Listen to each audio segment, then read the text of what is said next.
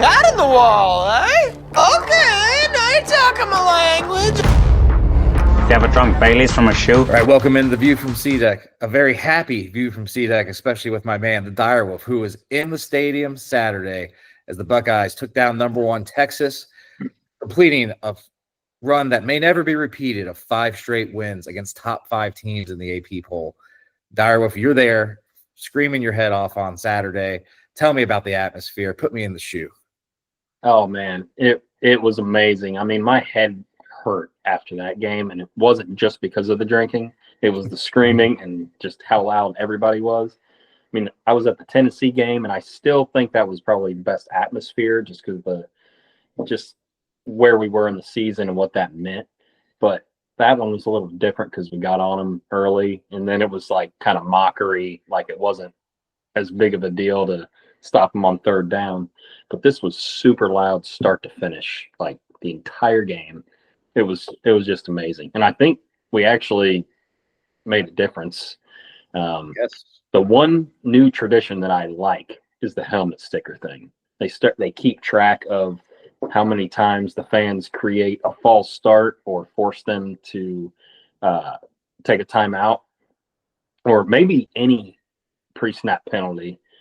And there was like 6 or 7 or something like that. It was pretty cool seeing that. Yeah, that's awesome. You guys were definitely loud. Like TV, I mean, they say it doesn't do it justice because Fox tends to mute the crowd a little bit to get their own sound going on, which I hate. But you could tell it was loud as hell there. You could see whenever they showed the fans, just like people going nuts the whole game. That's what you wish it could always be like. But alas, when you get a nooner against Grambling, I guess 3:30 this week, it's not the same. So in this podcast, though, we're going to talk about the Texas game, obviously, run down how we tap that Texas ass again, and then we're going to talk about the Grambling game real quick to preview it. But Saturday in the shoe, the Buckeye defense carries us to victory, holds Texas to 7 points. Arch Manning's Heisman hopes already go straight into the toilet. We kind of called that he was overrated a little bit. Do you want to start there? You want to start on our offense where Julian Sayin looks pretty good. There's some uncharacteristic drops going on early in the game. Jeremiah Smith had to change gloves out. Lots to choose from, but let's start with we started talking about the Arch versus our defense because the hype's around this kid. And I said, I never saw him as that good. Like, I never thought coming out of high school he was this good. But then I started to get scared by the hype because, like, Vegas has him at the top of the Heisman chart. And they don't build those buildings for no reason out there. They're smart guys. So what did you think, though, about how our defense, led by Matt Patricia, was able to, just make Arch look bad? Or was Arch just bad on his own?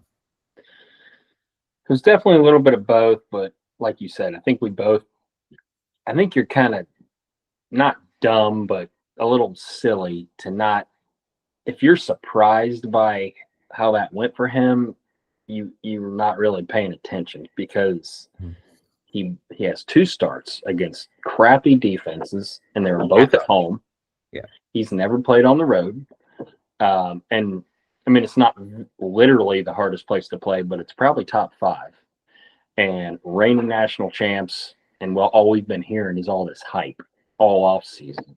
And they're hungry, even though they just won a title. It's all new guys. It's kind of a unique situation.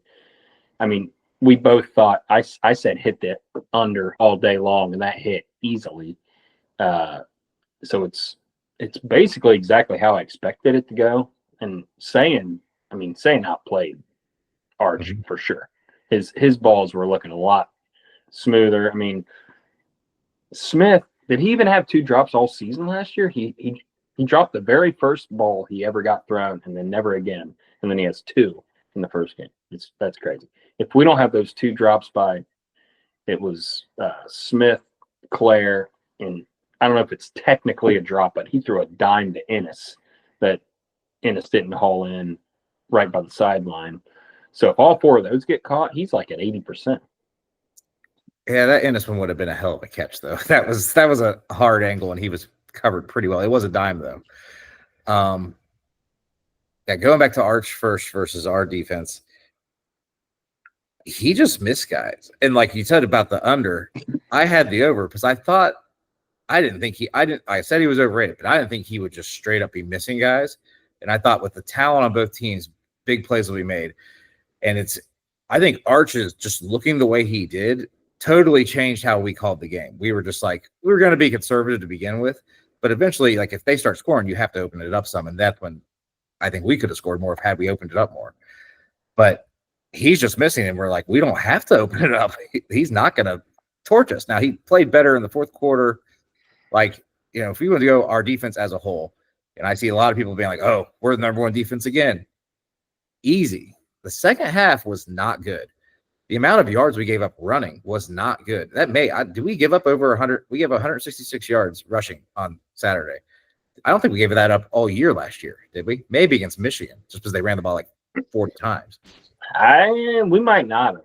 I don't know if that was probably, now that you say that. I mean, there were several times where, like I mentioned earlier, before we started recording, and we'll probably talk about this later, but that third down play at the very end of the game, I mean, that was just, we got lucky that he threw a terrible pass. And was it Wingo, I think? If he catches that, yeah. I mean, he could, if he jukes somebody, he's in the red zone. So we definitely got lucky a little bit here and there. But again, if we were playing a crappy team, I'm always worried about that first game. Not worried, but I know we're not going to look perfect. We're only going to get better. So I'm not saying we're the best defense. I'm definitely not going to say that. But we definitely have the potential to be. But we did not look like the best defense in the country. Texas, it was more about Texas struggling, I think. Right. And Patricia looks like a good hire, though. He won me over. Like, he was doing all kinds of crap. Oh, yes. Standing all the guys at the line of scrimmage, like, it does look like pro defenses, but you see like the Eagles do it all the time, where they just and the Chiefs, they'll have 7 guys at the line of scrimmage, and maybe one of them have their hand in the dirt, and so you don't know who's dropping, who's he has Arvell Reese fake dropping and then coming in to get the sack. Like, he fake dropped, took a step back just to get the guard to look away from him, and then went in and got the sack on the only sack of the game. Arvell Reese looked awesome. I'll talk about individual players in a little bit. But overall, like, yeah, he definitely, especially the first half, was as good as like a number one defense. Like, they were making plays. They had Arch confused. Like, a lot of his missed throws in the first half, like even that first one that looked kind of yippy, Caden Curry's putting pressure on him. He's not there yet. He's more like a half a step from putting real pressure on him. But Arch saw it and did, like, his mechanics just like lost him. And the last thing I guess I'll say about Arch, besides, I feel bad for him because of the pressure that's on him and how people hyped him up. I don't think he's ever put that kind of, like, he's not been like a Shedeur Sanders where it's like, oh yeah, I am that guy. He's just like, yeah, I want to be good at football. But, they're teaching these guys now at these camps to throw different arm angles so they can be the next Patrick Mahomes. Well, there's a reason, like, only Patrick Mahomes does that kind of stuff in the NFL on the regular basis, and not a repeatable motion that you see from like a Joe Burrow, or you see from most of the other good quarterback, like Tom Brady back in the Tom Brady throw from a bunch of different arm slots. No, it was the same thing every time, because that's a repeatable action leads to better accuracy and better footwork and everything. So when you're not doing that, suddenly your accuracy's gone, and he was just inaccurate. Like, he was just inaccurate throwing the ball the whole game. Like, even at the end, like, it seems like he's getting, fourth quarter, he's completed some long balls and threw some good ones. He still had a couple of, just like you said, the very last one, but he had another one before that was just like a bad miss that you'll see what most guys make. Yeah. I mean, he had some good throws too. Like that touchdown pass, that was a good ball. And you're right. I do feel bad for him, because it's like, it's all the freaking media. They're in the SEC now, so ESPN's all on him, saying he's the Heisman favorite. I just like rolling my eyes at that. Like, it just annoyed me that, I get it, his last name's Manning. And it's funny you referenced Brady, but then look at your freaking uncles, dude. They probably have a better throwing motion than even Brady does. Brady was just like, he was just so detailed and smart. Mm-hmm. But you ever see them throw sidearm? Never in my life. It was the same throw every time out of both of them. Enough about Arch, though. Now, as for our defense, the players that really stood out, Arvell Reese has to be right up there. He was awesome. All over the field, especially the first half. They seemed like they're like huge stops, had to stop on 4th down where he just fills the gap and squares up the running back perfectly, gets the sack on Arch. He's all over the place. Lorenzo Styles, not Sonny, Lorenzo, who ended up playing. So they start Lorenzo, he plays all but 2 snaps, and those are the goal line type snaps. So our 3, no Malik Hartford at all. McLean also looks good, like all over the place making tackles, had like 8 tackles. Those 2 really impressed me. The D-line, now the running on us kind of worries me because it wasn't like a lot of opening up holes though. We won the point of attack and then just wouldn't make a tackle. It seemed like it was like, but nobody was like available to make the tackle. It was kind of weird. Like it was like it was working, but it wasn't working. So maybe it just gets cleaned up. Like maybe we make the play now on. They weren't getting blown off the ball for most of the game. So I thought they played pretty well.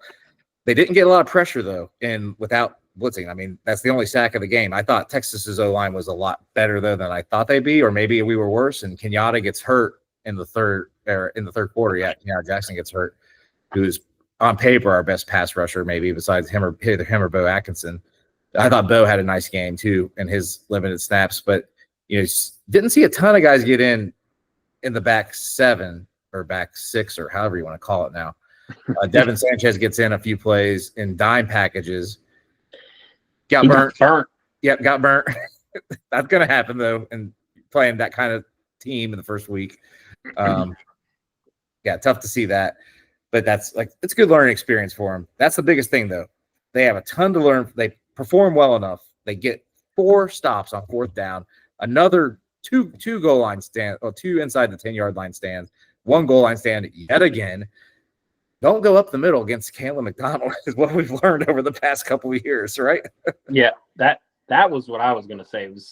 It's like I know bend not break is super cliche, but it kind of seems like that's what they were, because anytime they had to get 1 or 2 yards against us, like on a 4th down or on the goal line or whatever, it didn't happen, because when we knew what they were going to do, we can stop it. Now they can gash us. It seemed like that was really frustrating at times, but it was never like a 40-yard gain of like the crappy defenses we've seen in the past from Ohio State in the past 10 years or so. But all in all, I couldn't be happier. I mean, I saw a poll on 11 Warriors where it was like, what would you grade the performance?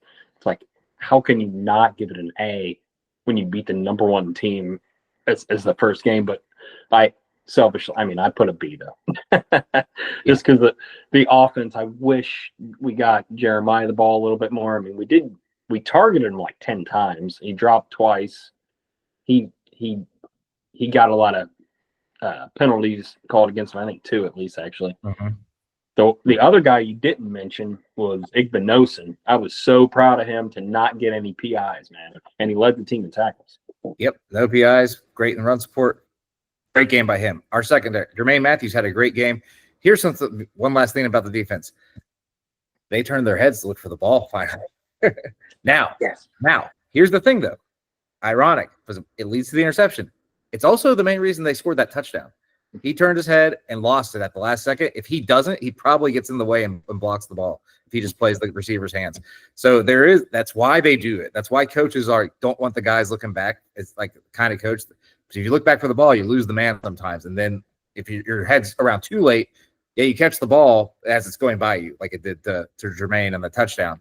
But it's still, I like it, because he also, like, if he turns his head a split second faster on the first deep ball that gets thrown, he's got to pick then too. The best ones probably learn when to do it and when not to do it. Yeah. Well, that's your Sauce Gardners and Darrell Revises and guys like that who are just like Jermaine, though, was sticky as hell. Igbinosun sticky as hell. Caleb, we don't even talk about him. He makes a couple of huge like every tackle he made was important, and they were bringing him off the edge on some blitzes some more. Texas seemed kind of up for it, but I feel like there's just a lot more to even unlock within this defense. Now, to the offensive side, the numbers aren't going to blow you away. And I'll say right away that Brian Hartline, I think, has the most to prove after this week, but I don't necessarily think it's his fault, because it's such a your first ever game calling plays. period, at any level. Which, whether you agree with that or not, as a strategy for Ohio State coaches is a question. But first one is freaking against Texas with a their top 10 defense at worst, probably a top 5 defense in the country. Athleticism, they have all Americans at all 3 levels, and you're breaking in a new quarterback, new running backs, new offensive tackles. Like, it ain't that easy, and you're just trying. And the way the game flow is going, you got to be conservative. And I'm like, well, he was a disciple of Jim Tressel, technically. So that looked like some Tressel ball in some of those calls. All runs between the tackles and stuff. What do you think of Hartline's first performance? And then we'll go to Sayin. Yeah, I mean, you kind of nailed the head, hit the nail on the head there, but about all the expectations, kind of like on the reverse of Arch, expecting him to be a Heisman player playing against us. But hearing Day say, like, they had a conversation, like, that was the game plan. Like, we're not going to ask him to put the ball in harm's way. We're not going to throw it up the middle much at all. We're just going to, and then he even said once the game kind of got rolling and we were up 7-0 and we could kind of lean on our defense, we decided to stick to it. So I honestly don't think you can put too much weight on anything that Hartline did in that game, because I feel like he was basically sticking to the script. It wasn't really, I don't think it was really his game plan. You know what I mean? Like, he wasn't going off trying crazy stuff because the way the game was going. I think we're not going to learn anything against Grambling, which we'll probably talk about here in a couple minutes. But Washington, though, maybe they actually let them open it up a little bit. We'll see. First game on the road. But we got a while before we get there. Well, I'll say this about Hartline is the only thing that disappointed me about it is I knew if we were going to run or pass it about 90% of the time, based on formation, based on game flow, and like he just didn't deviate from what you would expect. The only one that really got me off guard was the 4th and 1. Like, when we ran up, I thought we were play action him for sure on that, and then we didn't, and it worked. But like, and Texas knew it too. Like, we go switch from we do a motion to go under center from shotgun, and their DBs immediately are playing play action. Like, they backed off immediately 5 yards more. We haven't even snapped the ball yet because they knew here comes play action, and that's what it was most of the time. That the second down call on our second to last drive, or really our last real drive, and we spread about 5 wide. And I'm like, well, this is a short pass, and because we're trying to get an easy completion. Of course, they're sitting on it, and we have to throw it away, and we basically give them a free timeout when they're trying to come back. That kind of stuff sticks out. But again, it's just like you said, it's probably what the plan was. It's his first time. It's Texas. I'm not going to like hold it against him.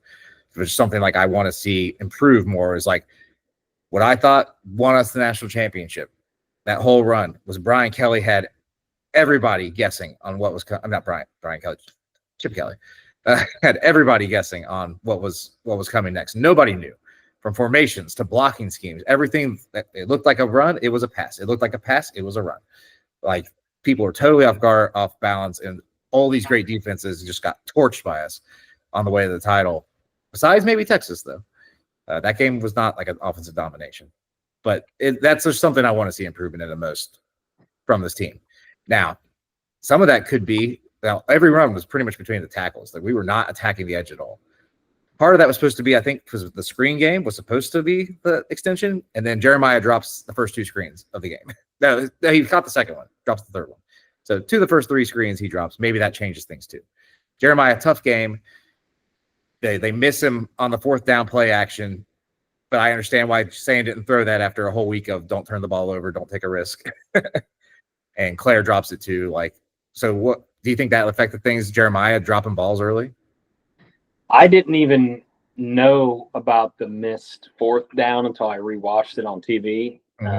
And you could see the frustration in his eyes, but I mean, that was a nice ball to Claire. That was like, yes, no. Like even Gus Hits him in Johnson the called it. face. It pretty much hit him in the face. Yeah, he called it nice. He like called it a first down. Gus Johnson did, and then he was like, "Oh, he dropped it." But it was just kind of shocking. I remember when that happened in the first game, and it was like, okay, what the hell is this? Because it was like the number one guy, you know what I mean? And we didn't. I mean, we knew who he was, but we didn't really know. But I just chalk it up as one of those games. I mean, he's still the best player in the country. He's going to have off games, and Texas is really good. I didn't think he doesn't seem human, so I didn't think he had nerves. But I think even he can have some nerves. I think he was pressing. I think he wanted that deep ball because last year he goes 1 catch for 3 yards against them, so he knows if he gets an opportunity, he wants to take it. So then he doesn't get that deep ball, and then he's just trying. He knows he's getting that ball both times. I mean, both times he did he's looking upfield before he catches the ball to start. Yeah. He wants to make a big play when he catches it. So I think he's just pressing a little bit. He'll be fine. No worries there. Max Clare, maybe some worries though. Just not in sync with what was going on with the offense on multiple occasions. Blocking when he's supposed to be running a route, it looks like. Drops that pass that he definitely should have caught. We bring him in to catch that. Like, we paid you a bunch of money to come here and catch that ball on 4th down. Like, that only has like 2 catches. One of them was pretty nice though. Showed what he can be capable of. But he only plays 3rd most snaps because of the game flow. And we go 2 tight ends that can block running wise because we want to start running the ball and play it safe. But also, like, they see him messing up those plays. Was it him? I think it might have been Kasmeric that he and Christian ran into each other on that 3rd down that we end up completing to Tate down on our own end, one of our first drives. The touchdown drive that Donaldson scores on. They ran into it. It was a 3rd down. It was supposed to be an easy pass in the flats. They're trying to get him, and they run into each other and take each other out. I didn't even see that. I was about to say Kasmeric seemed like he was having a hell of a game. He was trucking dudes from what I can see. Exactly what you expect from him. Yeah. He's if we can get Claire. That's somebody I want to see get more involved this week for sure. Because first game though, new offense, tough environment, tough opponent that he's not used to playing against, like with this kind of stakes. Like he's used to going out there against them and be like, okay, we're gonna get our ass kicked. I'm just gonna try and do my best, but not like, oh, there's pressure on me. We can win this game. Yeah, that's true. You're the best player on a shitty team. It's like, what's the worst that's gonna happen? Yeah. And then the O-line. I thought, now, what did I say? I don't think the interior is as good as they're being brought up to be. But if they do run all over Texas, I'm going to change my tune. Well, they did not. They did not get any sort of push up the middle running the ball. Part of that, though, is because it was so predictable. And Texas is not just their lead line, but their linebackers especially were shooting their wad. 18, LaFou. I mean, like, Anthony Hill didn't do much, really. But LaFou, he was wrecking us early in the game, beating Luke Montgomery across his face on the key 4th down to stuff us. But they don't give up any sacks, not a lot of pressures, only a couple on, and no holding calls, I don't think. Maybe we had one holding call. We had one. That was one thing I want to make sure we didn't miss was there were I don't think there was a single false start, no delay of games. There were nothing. And it was the first game with a new quarterback. Like, I was very impressed with that. One good thing with Sayin there, I'll say about that. I guess we can talk about him more, to be honest. Sayin, when we're trying to kill the clock a little bit in the 4th quarter, we've got the ball back with 7 minutes to go after the 4th down stop at like the 9. And they started to break the huddle too early because they're going to have to stand there and hold their water. And he brought them back. And I'm like, that's for a first game and that's a big moment. That's a big thing. That's things you don't think about, but you got to get that kind of stuff done. Because then if they're sitting there holding their water, they might jump. So he holds them back and then they go up. Like, good command from the young quarterback. I thought Sayin was great for what was asked of him. Accurate, like way more accurate than Arch. Accurate. The deep ball wasn't the best to Tate, but Tate make it. But that's what you got to do. You got to throw it up to those guys and let them go make a play for you. I'm sure he's told, like, literally on the deep balls, it doesn't need to be perfect with these guys. Just throw it up there. If it's one-on-one, pretty much any of them is going to come down with it. I was thrilled with how, I mean, like you mentioned earlier, the numbers aren't going to jump off the page at you. But the very first start against that team, like nobody was talking about him. Everybody's talking about Arch. You throw in all those drops. I mean, he's at 75% probably. If those guys don't drop those balls, and Jeremiah was 2 of them. Like that's not going to happen the rest of the freaking year. Yeah. And if you start completing that stuff, maybe you throw it more and open it up even more. That's how it goes. Yeah. Love what Safe Sam. I think he's going to put up some huge stats the next 2 weeks against some bad defenses. Can't wait. Running backs real quick. CJ Donaldson starts, which was a surprise. The one thing I felt like I was wrong about was James Peoples. I thought he was going to shred or look, maybe not shred this game because of the defense, but look better than he did. But Donaldson runs really hard. He reminds me of Master Teague, but maybe a little bit more jiggle to his game, but it's pretty much one cut and then I'm coming at you and just going to get what's there, which is fine. We need more from Peoples. Rewatching it wasn't as bad as I thought during the game. I thought he just looked tentative when I'm watching. Rewatching his biggest failure, one, he just had some plays that were blown up that he had no chance on. Is why he goes for 10 for 20. And then some plays that he could have done more with, he was almost too patient and waiting for some pulling blocks to come, and he's following them. And then that defense is too fast. You got to go. Sometimes you just got to go past the guy and get what you can. So he's got some guys that are pulling a little too slow in front of him, and he just holding on to their back, and then he gets dumped for like a 1 yard gain or a 1 yard loss. And just got to go. Just got to go sometimes, but he'll learn. He'll learn from that, I think. I feel confident in that. But the fact that he didn't start was interesting to me. That was the biggest surprise to me. Like I remember when we took the field for the first time on offense, and it's like, wait a minute, what the hell? Donaldson's starting? Like felt like it was a foregone conclusion almost. But he did well, and Master Teague was the guy that I kept telling people he reminded me of the way he was running. When he was in, he was running hard, and I don't know if he ever he never really broke one, but our longest run was 7 yards in the game. There was a couple of times though when he could have got tackled for a 2 yard loss and would gain 1. Mm-hmm. He fell forward every time. He fell. Yeah, forward. that could be a big difference. Like that's the stuff we need sometimes. That like at the beginning of Day's career, maybe 2020, 2021, getting that 4th and 1, 3rd and 1 was like a Achilles heel of ours. So hopefully he can be the difference for that. Yep. And hopefully this week is the week he gets himself going, because everybody should be getting in this game. We didn't have a lot of participants in the game against Texas. Like D-line got some rotations in on the D ends. That's about it. A little bit on D tackles. Everybody else pretty much played the whole game.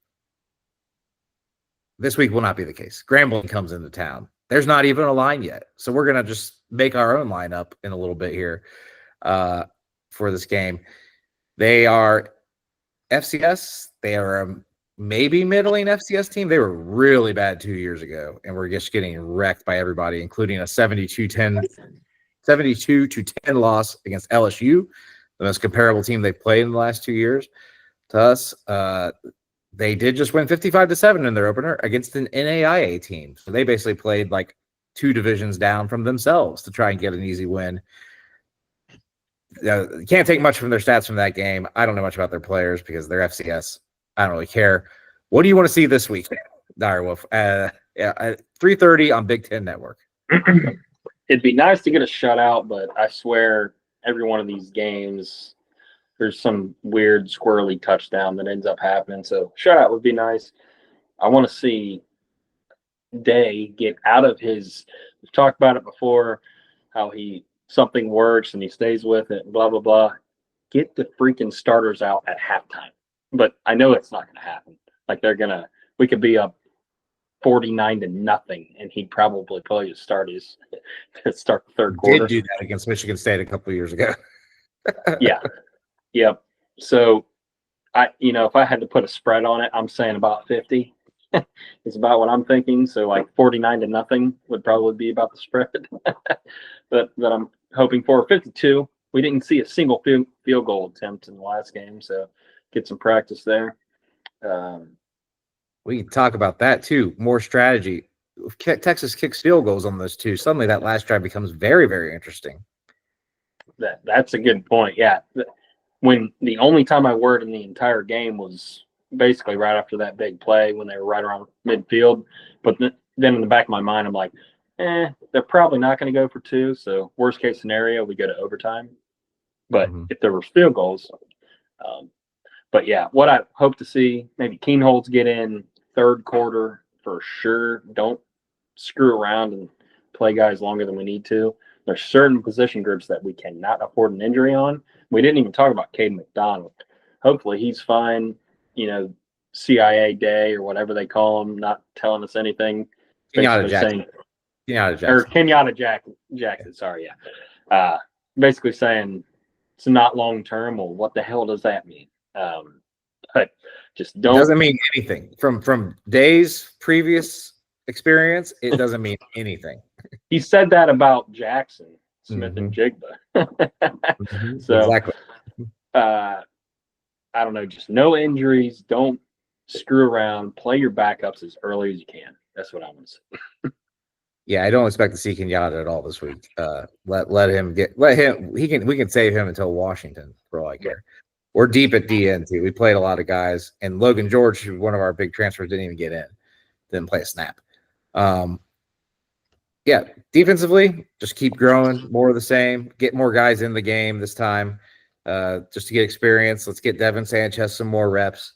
Let's get Malik Hartford some reps, because we're going to need the depth if we're going to play those three safeties all the time. We're going to have somebody in the wings. Aaron Scott too. Yeah, Aaron Scott, no snaps on defense in that game. Let's get him in the game. And like the freshman linebackers, let's see Pettijohn. Although he on the freaking opening kickoff, he ended up on the ground. I don't know how, near the guy that returned it. I'm like, what's 20 doing on the ground already? It's like rolling around. I don't know what was happening. Maybe just tripped. But yeah, get those in on defense. Offensively, let's get the passing game. Let's uncork it a little bit, because they were so bottled up last game. Let's throw some intermediate passes. Let's throw some passes over the middle that aren't like hook routes. Let's just open up a little bit. Let's see what Sayin can do. We should be fine winning the game, and we need to get him real game reps, doing everything he can, and running. Obviously, you want to see the O-line run block better than they did in this game. See if it was just a game against a really good D-line, which it could be, or a really good front seven, or if it was maybe we aren't that good. We'll have to see. I want to see right guard more rotation too. Our best drive running the ball was with Onyenamwa in the game. This is the only real drive he was in. Tegra was not getting pushed like usual. I think Tegra's fine, but he's not an all-conference type player. Onyenamwa could be, maybe. Yeah, after they watched the film, I know it was like a 50-50 shot if he was going to start. So maybe they try him out either this game. What's the next one? OU? Miami? OU at night, yeah. Peacock. Yeah, so you can try different shit in these next couple games, and then you got the bye. So we got some time to figure stuff out. So I'm with you. Switch it up a little bit here and there. Make the playing time more even in this game. All right, so I'm going to set – you said at 50. That's super high number, especially with the pace of we play at usually. So I'm going to set at 46.5. This is not a good FCS team either. And then I set the over-under at 59.5.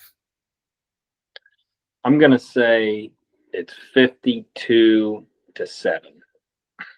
So under and not cover then. Yeah. I just don't see us shutting them out. It's rare. Yeah, with the pace we play at now, God, we'd have to really come out on fire to hit that spread. So, yeah, I'll say 40. Man, I like that 52 number. I'll say 45-3. So we hold them out of the end zone, because it's going to be hard for a team like that. If Texas can't score in the red zone against us, how's this team going to do it? I think we're going to have really good field position most of the game, and turnovers. We didn't talk about that. That, like, with the offense too, they started with horrible field position a lot of the game, so that made us even more conservative. Yep. Yep. Absolutely. We're in jail a lot. I mean, partially from getting stops on fourth down inside the 10-yard line, then getting 2 punts put down inside the 5 and another one inside the 10. Like that's 5 drives out of the 11 that we get start inside the 10-yard line. That's tough. That's tough sledding. And one of the other drives was the end of the game. We're just trying to kneel it out. Especially against Texas. Yeah, so we had 5 real drives that we had an actual opportunity to get out of jail, and we scored on 2 of them. That's not bad. Yeah.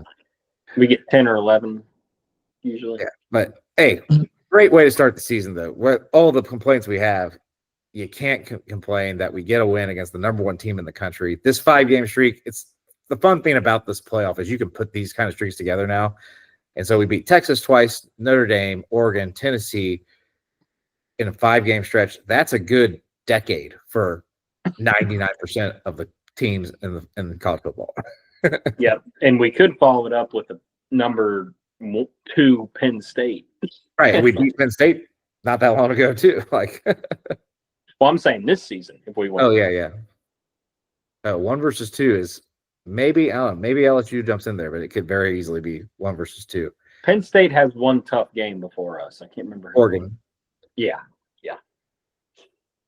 And at Washington will not be easy. And we play at Illinois as well before then.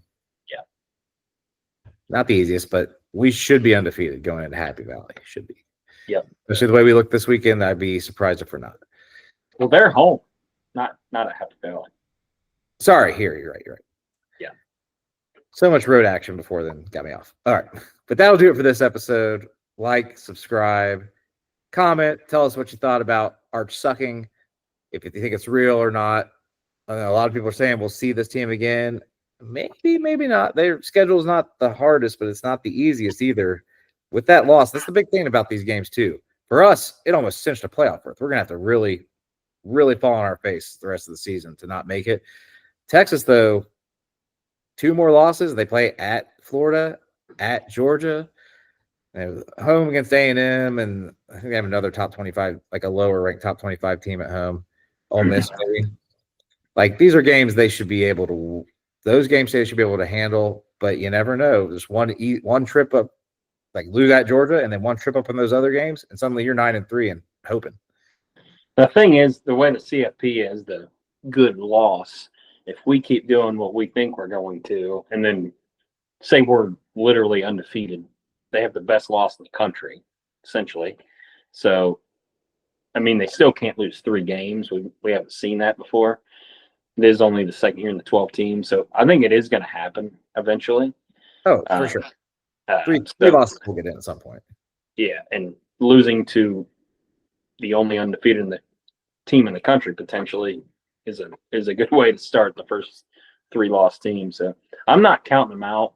I guess it depends on how far along in the season all those tough games are. I don't really know, but if they have time to grow, I think they could get there.